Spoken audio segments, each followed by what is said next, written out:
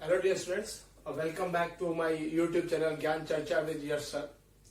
आपको पता ही है कि आजकल अपनी लगातार जो है हम वीडियोस डाल रहे हैं और लास्ट वीडियो में हमने डिस्कस किया था आईएमएफ के बारे में। पहले हम उस पर कुछ बच्चों के कुछ डाउट्स से पहले मैं वो क्लियर कर देता हूं। उसमें कुछ बच्चों के 2-3 डाउट्स मेरे पास आए थे, जिसमें पहला डाउट ये था कि आईएमएफ जो हमको लोन देता है उसका इंटरेस्ट वो कब तक हमसे चार्ज करता है। देखिए, बहुत सिंपल सा एक नियम है। कोई भी इंस्टीट्यूशन जब भी हमें लोन देता है, चाहे वो कोई बैंक हो, फाइनेंशियल इंस्टीट्यूशन हो या कोई भी और संस्था हो, तब तक हमसे इंटरेस्ट चार्ज करती है जब तक कि लोन की रिपेमेंट पूरी नहीं हो जाती है। यानी कि लगातार हमें उस पर इंटरेस्ट चार्ज देना पड़ता है, जो भी इंटरेस्ट चार्ज होता है। तो ये एक डाउट था। दूसरा एक और डाउट था कि जब हम आईएमएफ से लोन लेते हैं और आईएमएफ हमारे ही एक प्रकार से पैसे के ऊपर हमें लोन देता है, तो हमें आईएमएफ का मेंबर बनने की आवश्यकता ही क्या है। देखिए, उसके बहुत से कारण हैं। एक बार सबसे बड़ा कारण है कि किसी भी देश की अर्थव्यवस्था लगातार एक स्मूथ डायरेक्शन में नहीं जा सकती। उसमें हमेशा उतार चढ़ाव आते रहते हैं। कभी आपकी जो इकोनॉमी है, कभी वो बहुत स्ट्रांग हो जाती है, कभी उसकी इकोनॉमी बहुत वीक हो जाती है। और जब आपकी इकोनॉमी वीक होती है, उस समय आपको मदद की आवश्यकता होती है। और यदि आप किसी अंतर्राष्ट्रीय संगठन, बड़े अंतर्राष्ट्रीय संगठन के साथ जुड़े हुए नहीं है, तब आपको फंडिंग में दिक्कत हो जाती है। दैट इज द रीजन कि हमें बड़े संस्थानों के साथ आपस में मिलजुल कर रहना ही पड़ता है, चाहे उसमें हमारे को बहुत ज्यादा फायदा हो नहीं हो, but we have to be the part of that institution. क्योंकि हम अंतर्राष्ट्रीय बाजार में हैं, पूरी तरह से अंतर्राष्ट्रीय संगठन से जुड़े हुए हैं और इसीलिए हमें आईएमएफ के साथ भी जुड़े ही रहना पड़ता है। तो ये कुछ बच्चों के डाउट्स थे जो मैंने क्लियर कर दिए।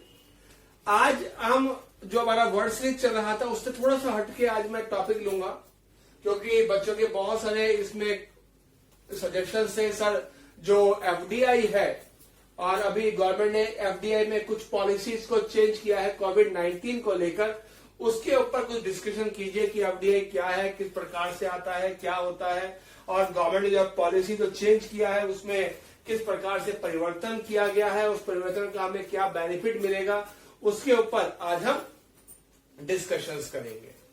सबसे पहली बात, एफडीआई फॉरेन डायरेक्ट इन्वेस्टमेंट होता क्या है। देखिए, जब भी कोई भी जो देश होता है, देखिए जब भी कोई देश होता है उसे सभी कुछ अपने यहां पर उपलब्ध नहीं हो सकता। यानी कि हमें किसी न किसी चीज पर विदेशियों की मदद लेनी ही पड़ती है। हम सब कुछ उत्पादन नहीं कर सकते हैं, जिस कारण से हमें विदेशी कंपनियों को अपने यहां पर आमंत्रित करना पड़ता है और उसके हमें बहुत सारे फायदे होते हैं। क्योंकि जब भी कोई विदेशी कंपनी भारत में आती है तो सबसे पहले क्या लेकर आएगी, वो विदेशी मुद्रा लेकर आएगी। और जब वो विदेशी मुद्रा लेकर आएगी तो क्या होगा, हमारा विदेशी मुद्रा भंडार बढ़ जाएगा, जिससे हमारा रुपया क्या हो जाएगा, स्ट्रांग हो जाएगा। क्योंकि हमने बोला कि हमने वर्ल्ड बैंक से, आईएमएफ से लोन ले रखे हैं। जब हमें लोन चुकाने हैं या हमने मान लीजिए इंपोर्ट्स किए, हमें इंपोर्ट्स की पेमेंट करनी है, तो हम क्या करेंगे, हमें पेमेंट्स उन देशों की करेंसीज में करनी पड़ेगी। और जब हमें वो पेमेंट्स करनी पड़ेगी तो क्या करना पड़ेगा, उस पेमेंट करने के लिए या तो हमारे पास विदेशी मुद्रा होनी चाहिए, अगर हमारा विदेशी मुद्रा है तो हम उससे लोन चुका देंगे। लेकिन यदि मान लीजिए हमारा विदेशी मुद्रा भंडार कम है, तब क्या करेंगे, हम अपना रुपया बेचना पड़ेगा, जिससे हमारा रुपया क्या हो जाएगा, कमजोर हो जाएगा, हमारे रुपये की वैल्यू कम हो जाएगी, जिस कारण से हमारे को एफडीआई आने से हमारे पास विदेशी मुद्रा भंडार क्या हो जाता है, बढ़ जाता है। पहली चीज।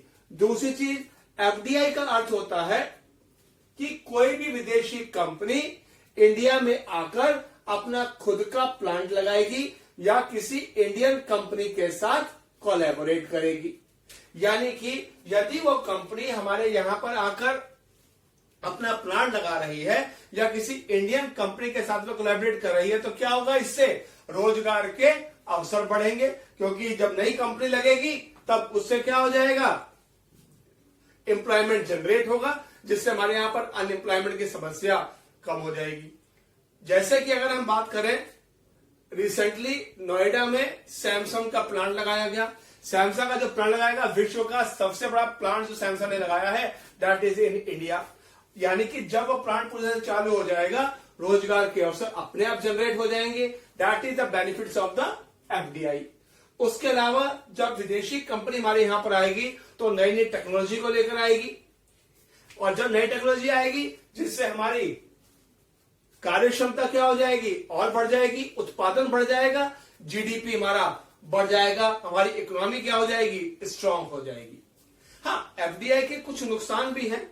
जो एक सबसे बड़ा नुकसान होता है कि जो छोटे उद्योग धंधे होते हैं वो सबसे अधिक इससे प्रभावित होते हैं, क्योंकि जब नई बड़ी कंपनियां, विदेशी कंपनियां हमारे यहां पर आती हैं, तब जो छोटी कंपनियां हैं या जो घरेलू उद्योग हैं वो उन कंपनियों का सामना नहीं कर पाते, उन टेक्नोलॉजी के अनुसार नहीं चल पाते, जिससे हमारे को ये समस्या पैदा हो जाती है। छोटी कंपनियों में रोजगार है या उनकी जो इनकम जनरेशन है वो कम हो जाती है। यही एक छोटा सा इसमें नुकसान होता है, लेकिन ओवरऑल अगर एफडीआई आती है तो हमारे को इससे बहुत बड़े बेनिफिट्स जो हैं वो मिलते हैं। जब किसी देश में एफडीआई आती है, अगर हम भारत की बात करें, अगर भारत में एफडीआई जो आती है, एफडीआई इन इंडिया, कोई भी देश दो प्रकार से आएगी। पहला होता है इसमें एफडीआई इंडिया, पहला होता है गवर्नमेंट रूट, यानी कि जब भी कोई विदेशी कंपनी भारत में आएगी तब वो भारत सरकार से उसके लिए परमिशन देगी।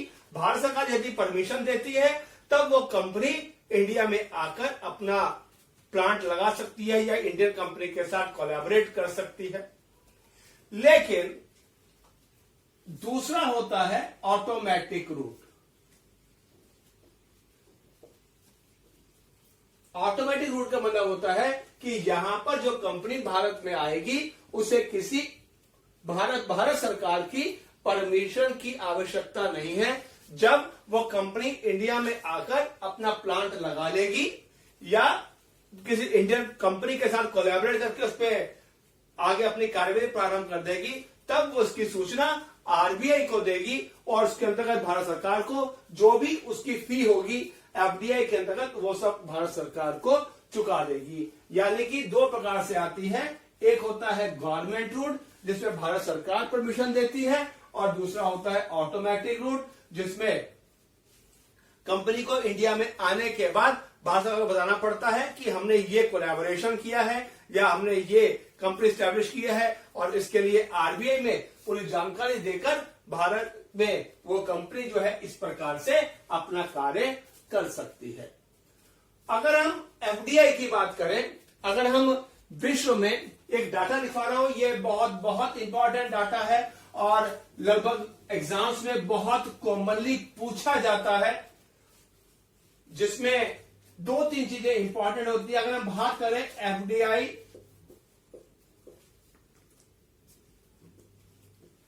इनवर्ड्स,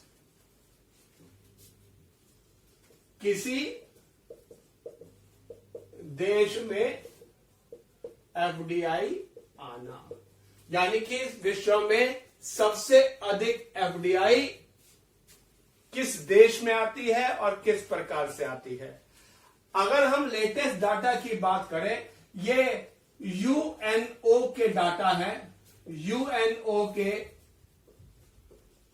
डाटा के अनुसार 2019 में, यानी कि जनवरी से लेकर दिसंबर 2019 तक विश्व में जो एक देश से दूसरे देश में कंपनियों का आदान प्रदान हुआ, यानी कि एक देश की कंपनी दूसरे देश की कंपनी जाकर उन्होंने जो काम किया, उसमें सबसे अभी जो टोटल ग्लोबल अगर हम बात करें, ग्लोबल एफडीआई विश्व में जो टोटल एफडीआई आया, that is 1.39 trillion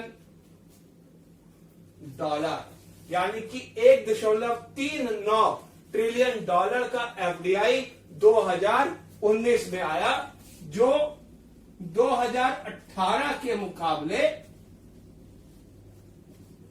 global FDI की अगर हम बात करें 2018 में जो था इट वाज 1.41 ट्रिलियन डॉलर, यानी कि विश्व में एक देश से दूसरे देश में कंपनियों का जो कार्य करने का, जो एफडीआई लेके जाने का जो प्रोसीजर है, उसमें 2019 में कमी आई है। इसके बहुत से कारण हैं, लेकिन जो ये अभी फिलहाल जो है ये कम हुआ है। लेकिन अगर हम बात करें विश्व में सबसे अधिक एफडीआई किस देश में आती है, यानी कि किस देश में जाकर जो कंपनियां सबसे अधिक इन्वेस्टमेंट्स करती हैं, नंबर 1 इज अमेरिका, यानी कि सबसे अधिक कंपनियां विश्व की अमेरिका में जाकर अपना इन्वेस्टमेंट्स करने का प्लान बनाती है, और दैट इज 251 बिलियन। अभी तक अमेरिका में जो टोटल एफडीआई है दैट इज 251 बिलियन। दूसरे नंबर पर है इसमें चाइना, और चाइना में जो एफडीआई है that is 140 billion dollars. 140 Arab dollar का जो एफडीआई है, यानी कि विदेश की कंपनियों ने चाइना में जाकर इन्वेस्टमेंट्स करी हुई है। और तीसरे नंबर पर है इसमें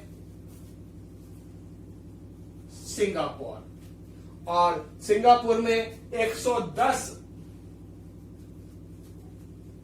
बिलियन डॉलर, 110 अरब डॉलर का एफडीआई इन्वेस्टमेंट है, फॉरेन डायरेक्ट इन्वेस्टमेंट सिंगापुर में विदेशी कंपनियों ने किया हुआ है। और अगर हम इसमें भारत की बात करें तो भारत विश्व में एफडीआई में, यानी कि विदेश की कंपनियां जो इंडिया में आकर इन्वेस्टमेंट्स करती हैं, उसमें नंबर 8 पर है भारत। 2019 में भारत एफडीआई में विश्व में 8वें नंबर पर था, और इसमें भारत में टोटल जो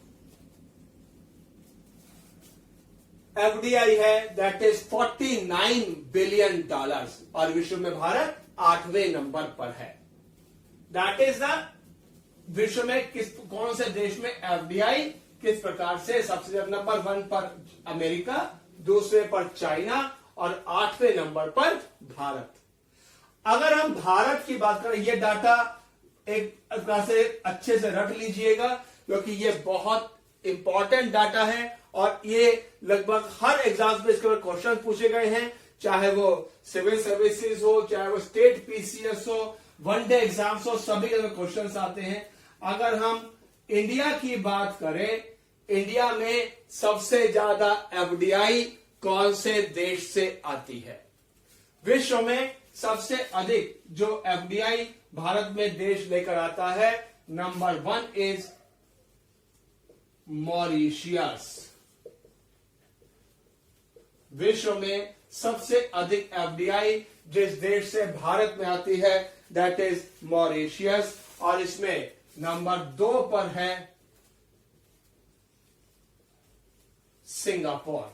विश्व में भारत में जो दूसरे नंबर पर सबसे अधिक जो एफडीआई लेकर देश आता है दैट इज सिंगापुर। नंबर 3 पर है जापान, नंबर 4 पर है नीदरलैंड, और नंबर 5 पर है अमेरिका। ये 5 देश जो भारत में सबसे अधिक एफडीआई में इन्वेस्टमेंट्स करते हैं। भारत सबसे ज्यादा देखिएगा, शुरू से लेकर आज बहुत लंबे समय से भारत में एफडीआई का जो सबसे बड़ा सोर्स है दैट इज मॉरिशियस। और एक चीज रखिएगा, भारत में सबसे अधिक एफडीआई जिस सेक्टर में आती है दैट इज सर्विस सेक्टर, और सर्विस सेक्टर में भी सबसे अधिक एफडीआई जिस सेक्टर में आती है दैट इज आईटी सेक्टर। और अगर हम भारत के स्टेट्स की बात करें, एफडीआई इन स्टेट्स, ये डाटा चेंज हुआ है 2019 में, इसलिए ये डाटा और भी ज्यादा इंपॉर्टेंट बन जाता है। अगर हम एफडीआई की स्टेट्स में बात करें, भारत में सबसे अधिक एफडीआई जिस स्टेट में आता है, नंबर 1 इज महाराष्ट्र। महाराष्ट्र में सबसे अधिक एफडीआई आता है। दूसरे नंबर पर यह डाटा चेंज हुआ है, पहले इसमें दूसरे नंबर पर होता था गुजरात, और अब गुजरात इसमें चौथे नंबर पर आ गया है, क्योंकि अब दूसरे नंबर पर आ गया है दिल्ली एनसीआर।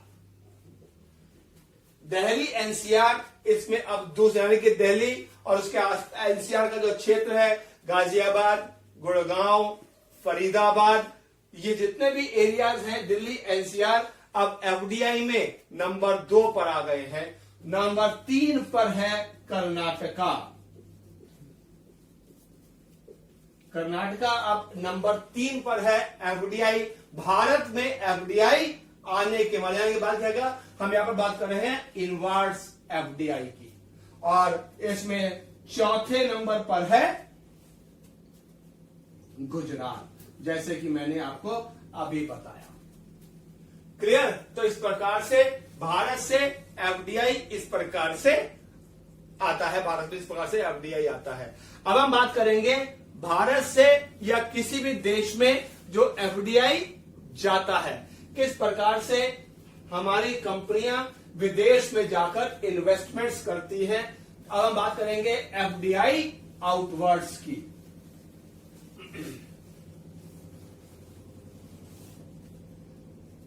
एफडीआई आउटवर्ड्स, यानी कि एफडीआई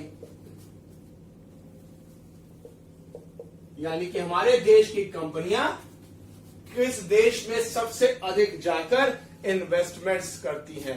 यानी कि अगर हम आउटवर्ड्स की बात करें तो इसमें विश्व में नंबर 1 कंपनी जहां पर जाकर सबसे अधिक इन्वेस्टमेंट्स की जाती है, that is number 1 is Singapore. Number 2 पर है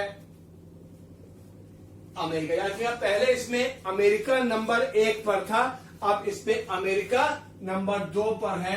अगर हम इनकी बात करें, नंबर 3 पर है UK, United kingdom.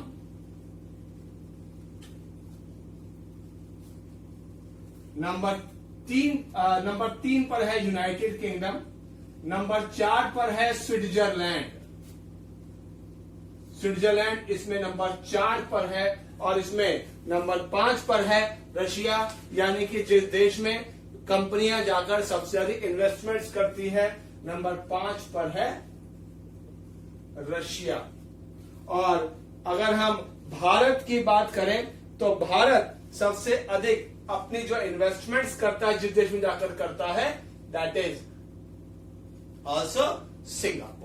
So that is the, इस प्रकार से ये आउटवर्ड्स की अगर हमने बात करी, इसमें हमें हमारा जो मेन मकसद, हमारा जो मेन क्वेश्चन बनते हैं, that is from inverse, not from outwards.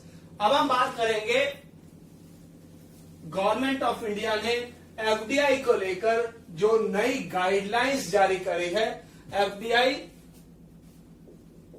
FDI new policy due to कोविड-19। यहां पर भारत सरकार ने एक बहुत बड़ा परिवर्तन किया है। इसके अंतर्गत FDI from land neighbours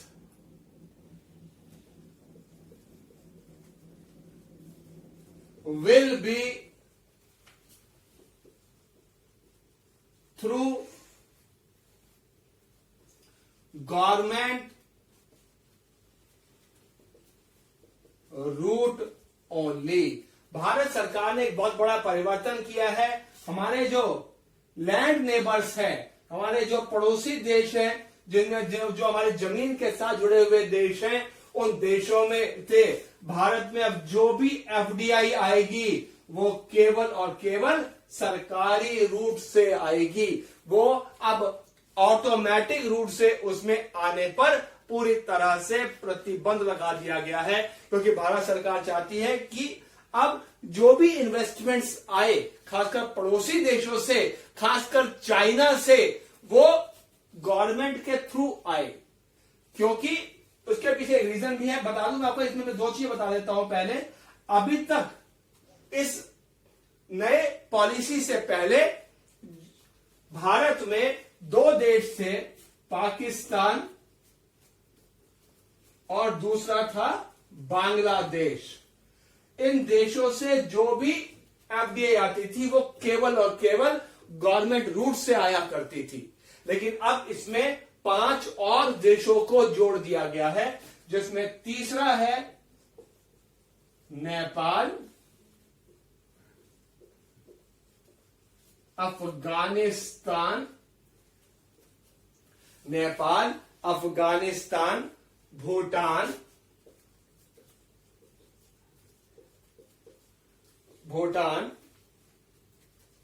China और साथ में है म्यांमार। यानी कि इन 7 देशों से अब जो भी भारत में एफडीआई आएगी, that will be through government route only. और इसमें भारत सरकार का जो इसमें कारण है नई पॉलिसी में लेके आने का, उसका जो मुख्य कारण है दैट इज चाइना। क्योंकि चाइना का भारत में एफडीआई बहुत तेजी से लगातार बढ़ता जा रहा है। और चूंकि अब यह माना जा रहा है कि कोविड-19 की समस्या के बाद विश्व में सभी अर्थव्यवस्थाएं पूरी तरह से परिवर्तित होंगी, जिस कारण से अब कुछ बहुत सी अमेरिकन या अन्य कंपनियां चाइना से बाहर निकलेंगी और उनको अब एक नया देश चाहिए। अभी ये माना जा रहा है कि अधिकतर कंपनियां जो हैं वो चाइना से बाहर निकलकर वियतनाम की तरफ जाने के प्रयास कर रही हैं। लेकिन भारत सरकार चाहती है कि वो कंपनियां भारत में आए और चाइना के साथ हमारे जो व्यापारिक संबंध है उसमें कुछ कंट्रोल किया जाए। एक चीज याद रखिएगा, वर्तमान की अगर हम बात करें तो चाइना के साथ हमारे जो एफडीआई संबंध है, ये याद रखिएगा, FDI through China in India. Bharat में चाइना से जो एफडीआई आती है, अगर हम बात करें 2014 की, 2014 तक अब चाइना से भारत में जो एफडीआई आती थी, इट वाज ओनली $1.6 बिलियन, केवल $1.6 अरब का था, जो 2017 में बढ़कर हो गया था $8 अरब, $8 बिलियन।